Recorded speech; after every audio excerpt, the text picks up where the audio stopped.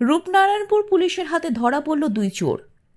আসানসোলের সালানপুর থানা অন্তর্গত রূপনারায়ণপুর এলাকা থেকে হাতে নাতে ধরা পড়ল দুই চোর।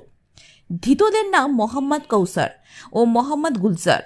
ধৃত দুই যুবক আসানসোলের রেলপার আজাদ বস্তির বাসিন্দা বলে জানা যায়। তাদের কাছে বেশ কিছু বাসনপত্র, তামা, লোহা সহ অন্যান্য জিনিসপত্র উদ্ধার করে পুলিশ। বেশ কয়েকবার রূপনারায়ণপুর এলাকার মধ্যে বিভিন্ন জায়গায় চুরির ঘটনা ঘটে। তারপর থেকে নড়ে চড়ে বসে রূপনারায়ণপুর ফাঁড়ির পুলিশ।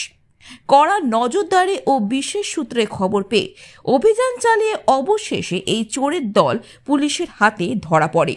খবর সূত্রে জানা যায়, তারা এলাকায় ফেরি বা আবর্জনা কোড়ানোর নামে ফাঁকা বাড়ি বা বন্ধ বাড়িগুলিকে রেকি করে, আর রাত হলে সুযোগ বুঝে সেই বাড়িতে চুরি করে চম্পট দিত চোরের দল। সেই চোরের দলের দুই সদস্য এবার পুলিশের হাতে তদন্ত সাপেক্ষে পুলিশি হেফাজতে নেওয়া হবে বলে খবর।